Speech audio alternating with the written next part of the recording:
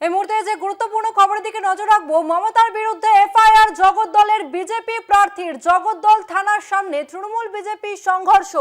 মমতা বন্দ্যোপাধ্যায়ের বিরুদ্ধে এফআইআর করতে গেলে সংঘর্ষ। মমতার বিরুদ্ধে অভিযোগ বিজেপি প্রার্থী রাজেশ কুমারের।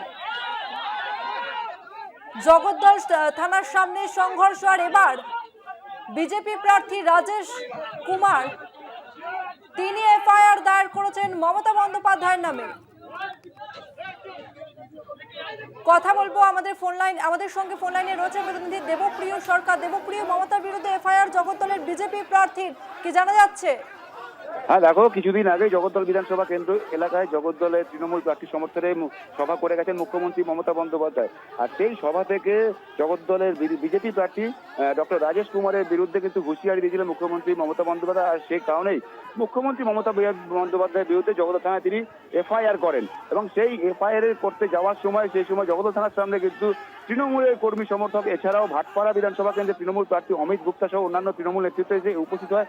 দুপক্ষের মধ্যে জয় বাংলা স্লোগান এবং রাজনৈতিক স্লোগানে কিন্তু প্রতিবাদ চলে। এরপরে কিন্তু ঘটনাস্থলে ব্যারাকপুরের প্রাক্তন সাংসদ তথা নোয়াপাড়া বিধানসভা কেন্দ্রের বিজেপি প্রার্থী অর্জুন সিং তিনি কিন্তু ঘটনাস্থলে আসেন। আর সেই সময় কিন্তু রীতিমতো রণক্ষেত্রের চেহারা নেয়, যে দুপক্ষের মধ্যে একেবারে হাতাহাতিতে জড়িয়ে পড়ে এবং দুপক্ষের মধ্যে ব্যাপক সংঘর্ষ হয় তৃণমূল এবং বিজেপির মধ্যে।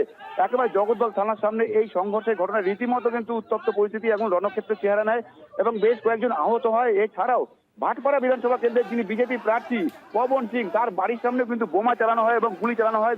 এবং কে বা কারা গুলি চালানো তা নিয়ে কিন্তু পবন সিং এর অভিযোগ যে তৃণমূলের লোকজন কিন্তু এই ধরনের গুলি চালিয়েছে এবং এই গুলি চালানোর ঘটনায় তার যে নিরাপত্তা রক্ষী যিনি কেন্দ্রীয় বাহিনী তিনি কিন্তু জখম হয়েছেন গুলিতে। এবং এই মুহূর্তে যথেষ্ট উত্তপ্ত পরিস্থিতি এবং ঘটনাস্থলে যেখানে ভাটপাড়া বিজেপি বিধায়ক পবন সিং, বিজেপি প্রার্থী পবন সিং তিনি তার বাড়ির সামনে কিন্তু কেন্দ্রীয় বাহিনী মোতায়েন করা হয়েছে। এছাড়াও জগদ্দল থানার সামনেও কিন্তু প্রচুর পুলিশ এবং কেন্দ্রীয় বাহিনী মোতায়েন করা হয়েছে এবং যথেষ্ট অগ্নিগর্ভ পরিস্থিতি গোটা জগদ্দল এবং ভাটপাড়া এলাকা জুড়ে। এখন পুলিশ প্রশাসন কিন্তু এই পরিস্থিতি যে সংঘর্ষের ঘটনা নিয়ন্ত্রণ করতে রীতিমতো লাঠিচার্জ করে এবং দুপক্ষের মধ্যে কিন্তু ইট বৃষ্টিও হয়। সব মিলে কিন্তু একেবারে অগ্নিগর্ভ পরিস্থিতি তৈরি হয় এবং আগামীকালে কিন্তু জগদ্দল বিধানসভা এলাকায় প্রধানমন্ত্রী নরেন্দ্র মোদীর সভা রয়েছে। সেই সভার আগে এই ঘটনা কিন্তু রীতিমতো উত্তপ্ত পরিস্থিতি এবং দুদিন বাদেই এইখানে দ্বিতীয় পর্যায়ের ভোট রয়েছে জগদ্দল বিধানসভা সহ ব্যারাকপুর শিল্পাঞ্চলের বিভিন্ন বিধানসভা কেন্দ্র এলাকায়। এই নির্বাচনের আগে এবং প্রধানমন্ত্রী সভার আগে এই রাতে এই ধরনের বিজেপি তৃণমূলের সংঘর্ষের ঘটনায় রীতিমতো কিন্তু আতঙ্ক রয়েছে গোটা এলাকায় এবং অগ্নিগর্ভ পরিস্থিতি।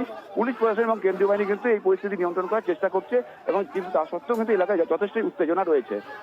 ধন্যবাদ দেবপ্রিয়।